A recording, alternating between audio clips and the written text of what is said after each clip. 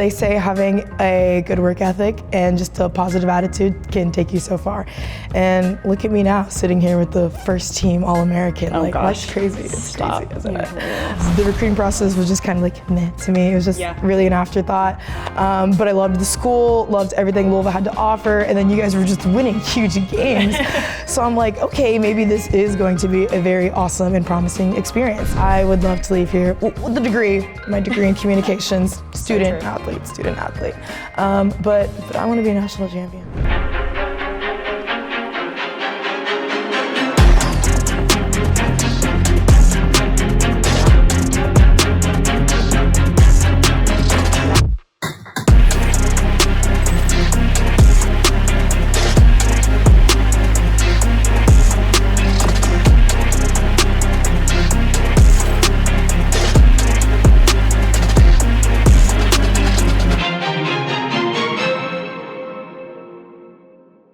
Robert Alexander Center for Recovery, the leaders in high-level addiction and mental health care practices, are a proud sponsor of Floyd Street Media and 502 Circle. Through this partnership, they have been working with student athletes in a positive way to help raise awareness within the community. They are now contracted to provide services to U of L health professionals and are working hard to expand its outreach to help more people in the community. Together, we can shape the future, one life at a time. Welcome to Beyond the Court, where we dive into the stories of powerful female athletes.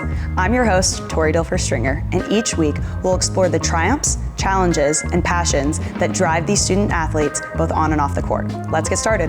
Hey guys, welcome back. Today I have a fan favorite Louisville Cardinal. She was a 2023 All East Coast Region selection.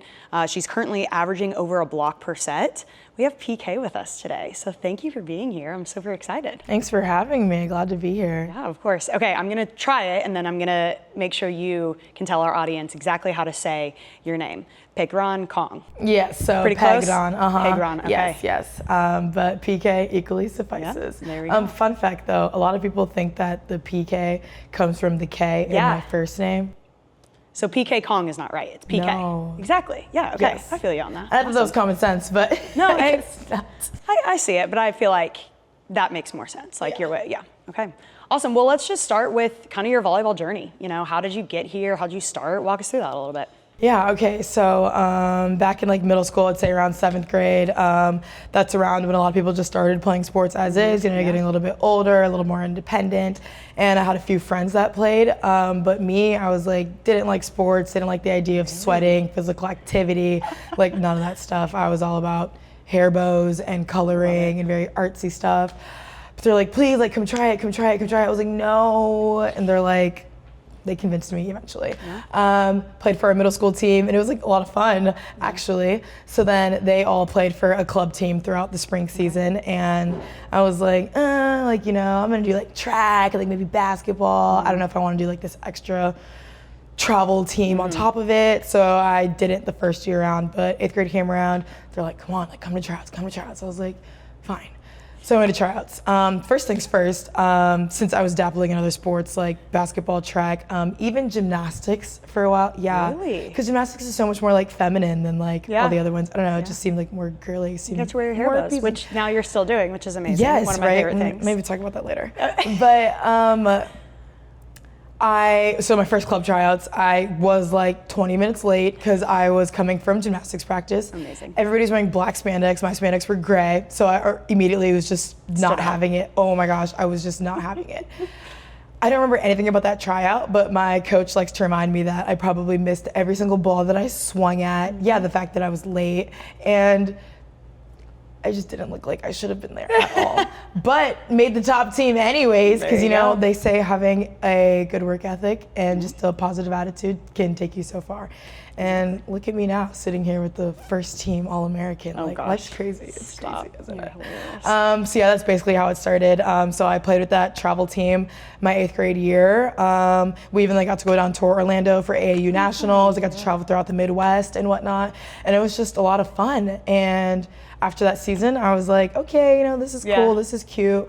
Moved on to high school, played JV and sophomore team my freshman year. Got to sit varsity, which is super cool. But, you know, just still feeling things out, not really thinking much of it. And my club coach one day, he was like, my emails are like blowing up, sweetheart. Like, do you want to play college volleyball or not? And I'm like, I'm 15 years old. Like, how am I supposed to make that decision? Yeah. Why? Like, I don't know.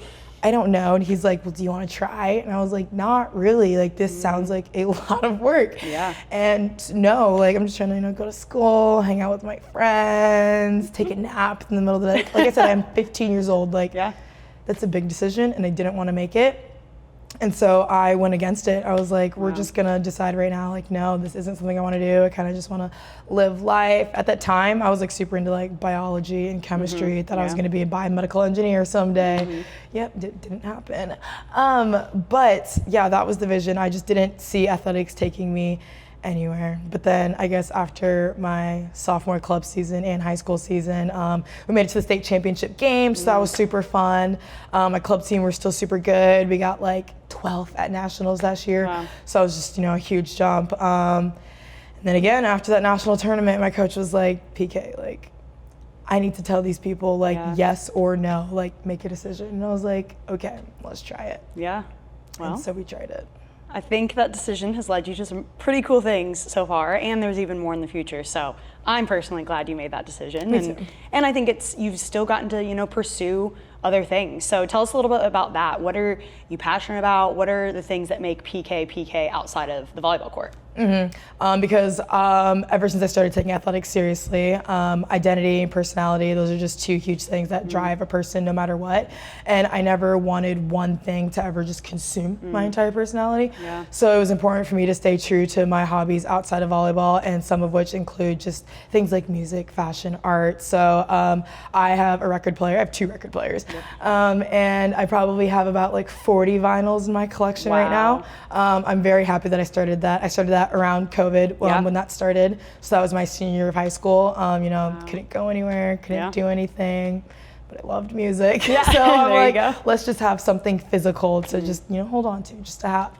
And now that I have started this hobby, it's something that I can literally do for the rest of my life. So I think that's so awesome. That's beautiful. But definitely love music. I've also just been into like nails lately. I don't know, that's just something that just gets you going every day. Like, homework isn't fun to do, but if I have like cute nails to look at while I'm typing on my computer, makes it so much more bearable. Amazing. But outside of athletics, I mean, like back in high school and even now today, I'm involved in like a lot of like clubs outside of my school. So like in high school, I was super big with like my FCA. It was super like cute, small, intimate, but like it was great. We met weekly. It was so much fun. The 2 parents that led it, they had 2 kids who also went to my high school, and they're just a super awesome, loving and open family. So it was just great to do that. And I've been attending a little bit more of FCA here now.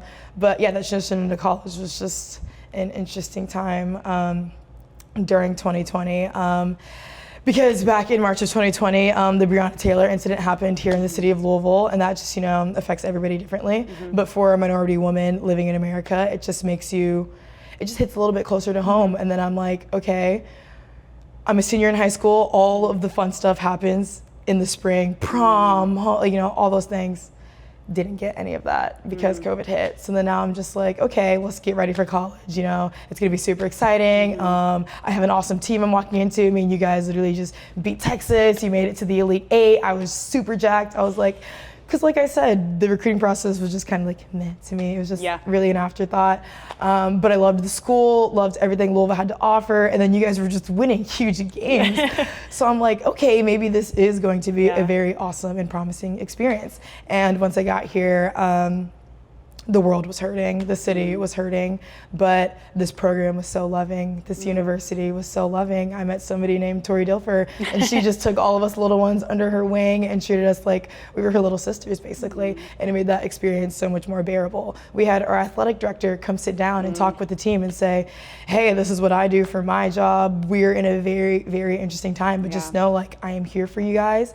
And just having those open communication channels, like, meant so much to me because I just moved 800 miles away from home. I'm a Division I athlete who like just literally had no idea what was going on. Like anybody in this world, You just do things, try things. Some work out, some don't. And I walked into a very scary position, but the people around me made it so bearable. Wow. And I'm just so blessed, so grateful. That's so awesome. But yeah, okay, so back into, just the whole Breonna Taylor situation. Here at the University of Louisville, we have a Black Student Athlete Union called SCORE, and I currently serve as the president, which is super fun, super nice. So it's just really nice to be able to have a space for student athletes to just, focus on things that aren't about sports. We get to go out into the community, we get to hang out with children, we get to hang out with the elderly, and just, be us, just be people. And it's really alleviating. That's so awesome.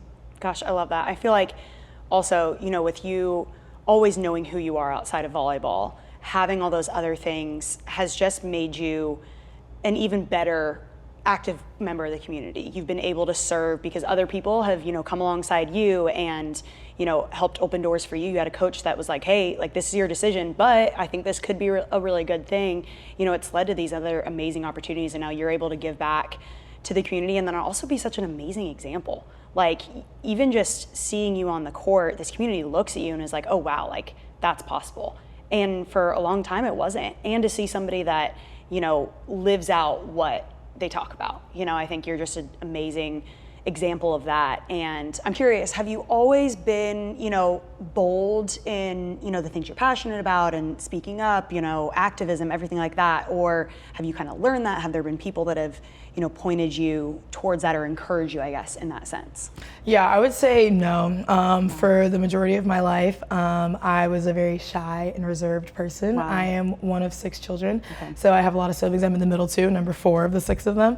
So kind of either just listened to the older ones or like looked after the younger ones, maybe, I don't know. But I just like to sit back and just stay to myself. I loved reading growing up. And so like when we would go out to recess, I would be the kid that would like bring a book out with me instead of like going to play and socialize with others. But I just loved imagination, knowledge, just like learning things. Didn't really care for what was actually happening around me. But as I grew up a little bit, I was like, wait, these people around me are like actually kind of cool. Let's talk to them, let's hang out with them, let's see what they have to offer. And then I kind of got more into people versus like the past, history, just like what's there in physical text.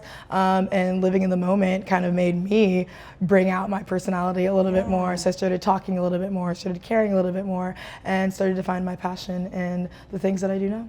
That's amazing. I'm so glad you found not yourself, but your voice. Like you feel like it just feels like you have such a strong sense of who you are, but having your voice, I think, has just added to that, and it's affected a lot of the people around you in a positive way, and it's something that I've always admired. I remember you coming in as a freshman, and like that can be scary for anybody, even the most outgoing or whatever, and you handled yourself so well. You were able to, be a part of any conversation, and you asked great questions. Like I noticed that you and Stevie I've always said you guys are like the 2 best question askers, and I admire that. But it's so funny because now I feel like you're the life of the party. You're an amazing locker room DJ. Let's just talk about that. Like music obviously has been huge for you, but how are you able to kind of, feel out the vibe of the space you're in? Like I feel like that's truly a gift. That's genuinely one of the hardest things that I have to do is like try and find a mix of music that applies to all of the different personalities we have on the team, because we all come from far and wide. We are very different people. While we have found a program and a common goal and a passion to share with one another, at the end of the day, we are all very different people, but I think that's one of the things that also makes us beautiful, because since we are so different and we care about one another, we want to listen to each other's tastes in music. So true. So that kind of helped make things a little bit easier. But throwbacks like the 2000s will get you through anything. Absolutely. The radio chart bangers, your Lady Gaga, your Nelly Furtado, I mean, just like all of them, they're gonna get the job done. Soulja Boy, he's gonna get the job. Always. He's gonna get the job done. But Carrie Underwood is gonna get the job done. True. So it's just, it's hard, it's not easy whatsoever. But like I said, I just walked into a very loving, open, and honest program. So it just made wanting to pitch in and be a part of it so much easier. Oh, that's so special. Okay, I need to talk about your just sense of style off the court, but on the court. You just have swag. You've got the goggles, you've got the bow. Like, is this something that you're actively seeking out? Is it off vibes? Like, I'm so curious because I love it. Yeah, so back in high school, a lot of my high school and club teams, we would do like team shoes, vibes like that. Yeah. We were kind of like more like an all-white gum sole people. Okay. But like, how you see a lot of teams, they like to do like colorful shoes or like some sort of hair accessories. And going into this season, since it is my last season here at the Louisville Cardinals, unfortunately, I just think back to when I started playing volleyball. Because at the end of the day, like, this is just a game. So true. So how can we keep making it fun? So I'm like, what was I doing when I first started playing the game? We were wearing gigantic chevron polka dot hair bows is what we were doing. I was like, I'm not gonna wear chevron polka dot hair bows today. But hair accessories are super cute. So I'm like, how can I bring like that lightheartedness fun back? We always say to grow as an adult, you kind of have to protect your inner child. So I think this is me just like protecting my inner child. Oh my gosh, I love that. So I was at the hair store one day and then I just saw a bunch of cute little like red, black, and white bows. And I was like, wait, like let me pick up a couple of these. Yeah. And then, come around game day, I had it in my backpack. Wasn't sure if I was gonna put it on before we went out for warm-ups. So I'm like, let me throw this in. Yeah. And then everyone's like, wait, P, like that is so cute. Like I'm obsessed. And I was like, wait, like you like actually really like this? And they're like, yes, like we love it. So I was like, okay, like let me keep this going. So I think that's just a fun, easy way to just make the game cute and cool again. But when it comes to fashion, I mean, there's sports like football and basketball and even like track. They have their leg sleeves, they have their goggles, they have accessories. Basically, they're able to accessorize uniforms. In volleyball, it's just something you don't maybe see as much. So I'm like, let's try and see how much we can accessorize this, how fun we can make this. Because I think we are one of the lucky ones. We get very good uniforms every single year. Totally. Adidas and the university does a good job at just designing things that we like. They also take suggestions, which helps out. So working with people that care about your interests is super nice. But at the end of the day, like my body, my choice. So let me throw on something that, I like. And then when it comes to the goggles, so a lot of people think that I wear the goggles because it's like, I do wear like prescription glasses and stuff, but I don't really wear contacts. The goggles are more so, volleyball is a very active sport and the net kind of like isn't that tall. I kind of am. I like to think I have a little bit of athleticism. Oh yeah. So my face is above the net quite often, and we have some heavy hitters in our gym and against a lot of the teams that we play. And this is just exposed. Like I like to think I'm a good blocker. I have a great coach. I've learned a lot. But, sometimes my hands are just not in the right place. So my face is just completely exposed. I'm watching the ball. So just Yep. Yeah. I've always said I would love to know what that's like to have my head above the net. But then I see people get hit and I'm like, nope, I'm good. I've gotten hit enough on defense. I'm good. I don't need that. I'll leave that to you tall people, get the athletic ones. So but I'm glad you're looking out for your eyes, your face, that beautiful face. Yeah. So just started out with a generic black pair of glasses. Thought that was good. Started out with the prescription pair as well because I'm like, it might as well. Yeah. Maybe it will help out. But then we've decided that the lenses that come with the prescription pair just cannot handle the paint and the leather of the volleyball. Because I just still haven't figured out how to block the ball 100% of the time. So I'm still getting hit in the face. So we've kind of moved to construction goggles. Wow. Like something you'd wear on the site. And those are fog proof, scratch resistant. Way more durable. They've been perfect. Amazing. I have a red pair, I have a white pair, I have a silver pair, and it's just so much more fun now. But yeah, I think accessories are great. Accessories are awesome. You are truly a trailblazer, not just in fashion and all of that, but just for everything you stand for. I think it's just amazing, and I really admire that about you. Okay, last question. What do you hope your legacy will be when you're done here at U of L? It would be really nice, to just the elephant in the room. I would like to leave Louisville as a national champion. In the sport of volleyball, there has not been a female head coach to win a Division I title, and the Final Four is in Louisville at the KFC Yum Center, and we have a fantastic coach. We have a fantastic roster. This university is amazing. 502 Circle is amazing. We are supported by so many people, not even just within this city, but throughout the country. Yeah. Our fan base is honestly global to say at this point. It's grown. And I would love to leave here with my degree in communications, student athlete. Yes. But I want to be a national champion. Man, I love it. Well, thank you so much. This is so fun. Thank you for having me. Thank you, PK. Thank you. That's it for today's episode of Beyond the Court. Thanks for joining us, and don't forget to share and subscribe to Floyd Street Media on all platforms. I'm Tori Dilfer-Stringer. We'll see you next time.